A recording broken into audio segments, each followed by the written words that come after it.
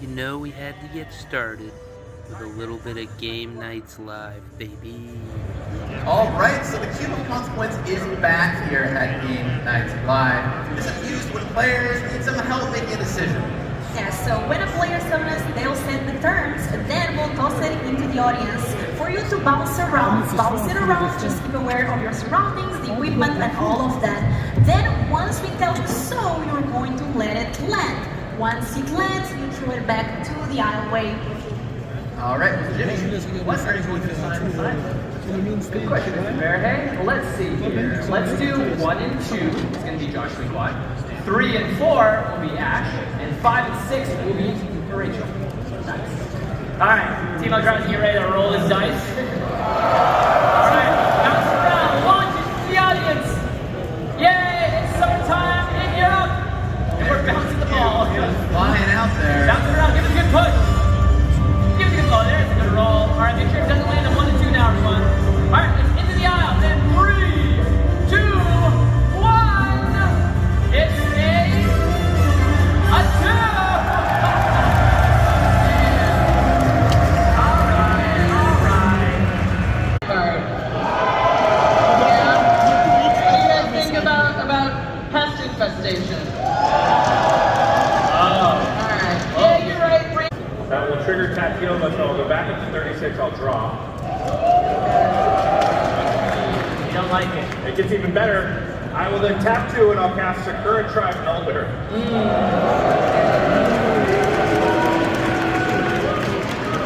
And that was 2 spells I've cast.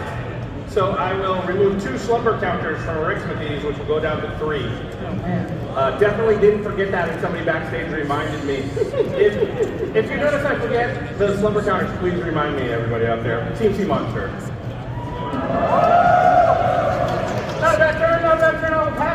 Hey, so I just got finished with Commander Mega Sealed at MagicCon Amsterdam. I played Godo, and Chainer is my commanders. He's grabbing a beer, and he's grabbing me a beer, and then he's coming back. Oh. Yeah. Well, I want a beer. You guys should go chase after him and grab a beer. He's straight across the little bar on the other end of the event hall. Venmo? I'm going to just hand him some euros, but... He said Venmo. Who? You did, instead of venue. Oh, venue. Yeah, sorry. Yeah, he's it's straight across. You go into where they're selling shit, you'll see it right at the end. There's a bunch of people there. Cool. Do I get anything? I don't know if they sell anything I drink. Well, I don't mind waiting. Okay. I'm back. Godo and Chainer. It was a pretty cool deck. I did win, which is the first time I've ever won in a Commander, like, sealed or draft event. Let's go through my deck a little bit, see what we had here. Didn't play that, didn't play that, didn't play that, didn't play that. I won the game because I hit the Twilight Prophet off of the Initiative dungeon, and this card was a killer. So basically the deck was equipment and reanimation. I never had to reanimate because my stuff didn't die, but like this guy holds equipment really well, and he took the initiative for me. So whenever he becomes blocked, that creature's controller loses 5, so no one wants to block him. So you equip him, no one wants to block him. If they do block him, they still take 5, and it gave me the initiative. And I'd never worked with the initiative. I didn't really play those sets in Limited, so I never really played with the initiative all. So I had to learn how that works. But the last option on the dungeon or whatever I ended up going through said, reveal the top 10 cards of your library, choose a card from among them, cast it without its mana cost, put 3/1/1 counters on it. That was this guy. So I had him, or her, and Godo. That was my main pieces that won me the game. I had a Lightning Greaves. I had a bunch of other... The Lightning Greaves, you should know what it does. If you don't know what it does, I'm not telling you. Cloak of the Bat. Equipped creature has haste and flying. This was huge. I was bouncing this around to get damage through. And then the other big one was Brass Knuckles, if I can find it. The deck, I had like Asmo. I had a bunch of good stuff in here. But what really won me the game was straight up just the brass knuckles with a great axe. So let's go over what I did. So I had Godo. He was flying. He had a great axe. And he had a brass knuckle. Oh my god. And then the Twilight Prophet had a... What did she have equipped? She had the Lightning Greaves. 3 +1/+1 counters. Oh my god. Oh my god. I'm hiccuping. I'm ruining my own video. Oh, my body's ruining it. And then I had the other brass knuckle on here. So this was swinging for 10. This was swinging for 18 commander because of the double strike from brass knuckles. And so everyone was low enough that I hit the guy who was winning with both of these. Untapped Godo. Someone was already dead. Untapped Godo. Swung at the other guy for 18. Ended the game. It's what the deck is supposed to do, and it did it one time. We're gonna play another game with a small group, and I'm gonna see if it performs well again. But this format was super cool. It was 4 draft boosters of Commander Master, 4 draft boosters of Baldur's Gate, 2 draft boosters of Adventures in the Forgotten Realms, and 2 draft boosters of original Commander Legends. And I don't have it here with me, but the only thing of note that I opened was a foil Cyclonic Rift. Alright, we're gonna see how my other game goes after I get a beer. Alright, let's see what's in it. Collector's Booster. Won it in my game. That's the OBH given by Olivia Gobert. Yeah, Olivia Gobert Hicks. That's pretty cool. The OBH collector's booster bestowed upon it. Let's see what we get in here. Alright. Token. Oh my god. Oh my god. I hit Marchesa. Electro Dominance. Lock and Load. Vladimir. Annie joins up. And then we get into our uncommons. 5 bulk rares is pretty cool. And he joins up. Joda. Yeah. There we go. Alright, so I just wanted to stop in the video to talk about a little bit how the trip actually went. I didn't record as much as I wanted to. I wanted to record a lot more.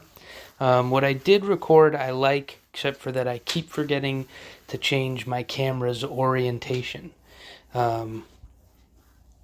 We did 3 events at the con. The first one was the Commander Mega Sealed. I've already been releasing shorts from that. The second one, for me, I did it on my own, was Double Masters Throwback Sealed, which is 2022 and 2020. And then we did Team Trios in Turbo. Commander Mega Sealed went really well for me. I won my first game, no problem, and then just like Philly, the second game kind of fizzled out. I went over my deck a bit in the video, so I won't say anything here. What I will say is we met this cool guy. He wasn't in my game. He was in the game my friends were in. He owns a shop in Thailand, like a MTG cafe, which is really cool. And I traded with him. I traded him some cards for a beer, which I thought was really cool. I thought it was super awesome that my Magic cards were like a real currency there. Because I also sold like 600 to 800 euros worth of Magic cards to like help me pay my way through the trip. I barely spent anything out of pocket, which was awesome. So I really liked that it was currency. I really liked the Commander Sealed. It was fun. Glad I met those people. The second event was my Double Masters event, which was... It went very poorly for me. I think I brewed a total stinker. I ended up getting just cooked in my first 2 matches. But then things got weird in the last game. The player who was 2-0 somehow got accidentally eliminated from the tournament, and it gave me a bye. So what they decided to do instead was have me, 0-2, play against the guy who was 2-0, and I was like, wow, this is great. When I first met him, I was like, hey, dude, don't even worry about it. I am 0-2. I've lost every game. And he was like, cool, let's have a good game. And game 1, I got lucky with a Skithrix, and I poisoned him out. And then in game 2, my deck functioned like it was a real deck or something, and I just cooked him. It was great. He was a nice guy, though. I could tell it bothered him that he lost to me with my record, but he was cool about it. He was from Iceland. Something I really liked about MagicCon Amsterdam that was different from MagicCon Philadelphia was that people were from such different cultures. We met a bunch of Germans, some Dutch people. I met the kid from Iceland. So we met people from all over the place. No French, thank God. But we met so many different people from so many different places, and they were all so different. Philly was just different flavors of American. I guess this was different flavors of European, but something felt distinctly different. The last event we did was Team Trios. It was Turbo. None of us really knew what the hell was going on or what we were getting into. But basically the rules were we all got 6 packs, a regular sealed pool. We could pool our cards together, but then we played separately. It wasn't like a 3-headed giant thing like we thought it was going to be. So decks got weird because of that. The deck I ended up piloting was one we brewed. So it was Thunder Junction, right? So they have the crime lands, the lands that ping a target player. So I think the deck I ended up having had 10 non-basics, and 8 or 9 of those were crime lands. And then I just had a bunch of crime payoffs. I had Vladimir, New Blood, or whatever, the guy that gets bigger. I had that uncommon little dude. He's a 1/1 for 2, I think, and every time you crime, he gets bigger. And I had a couple of the bird that drains people when you commit a crime, and some other small stuff like the Death Touch guy that becomes a tutor if you deal combat damage. It was a cool deck. It was built around it was really just built around deserts. I had a couple of the, Green Glade Lookout or some shit like that. He just gets bigger for every desert you control. That card was a absolute bomb in that deck. Me and my opponent, I think we probably had the most fun games out of everyone from what I looked at. Because every turn it was like a swing in the game. Every turn, back and forth. I'm the threat. He knocks me down a peg. He's the threat. I knock him down a peg. Threat, removal. It was awesome. Had so much fun in my game. Another one of the decks we brewed was... I lost, by the way, in the end. Our games were really close and super fun, but I did lose. One of our other decks was Selesnya Saddle, which I thought the list looked really good. It also didn't end up winning, but it performed a lot better than some of the other decks. My deck didn't win, but was competitive. I think the Selesnya deck did take a game. And then we had an Is It deck too that we brewed that didn't end up doing so well. Trios was fun and cool. We all play at the same time, but the games are unrelated. We got bodied, but I ended up having fun. I really liked the deck I ended up playing. It was super weird, and I played a lot of Thunder Junction Limited on Arena. I actually have every rare, so I just get gems when I open packs of that set. That's how much I drafted it. And I have never had that many deserts in a deck. It was just ridiculous. So Turbo was cool in that sense.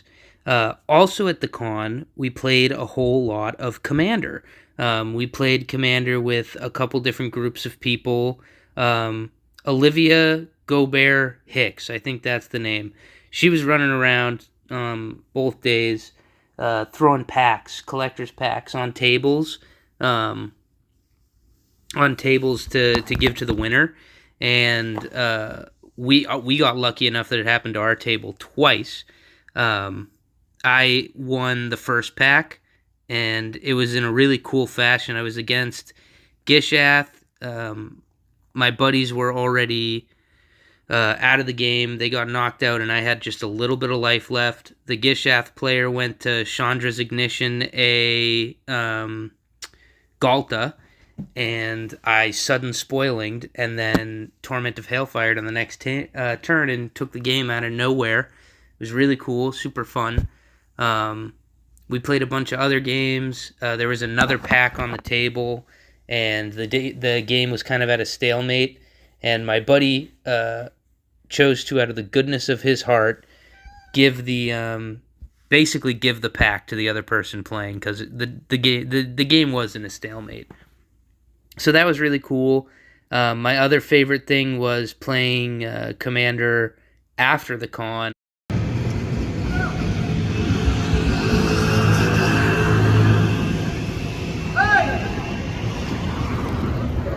Huh?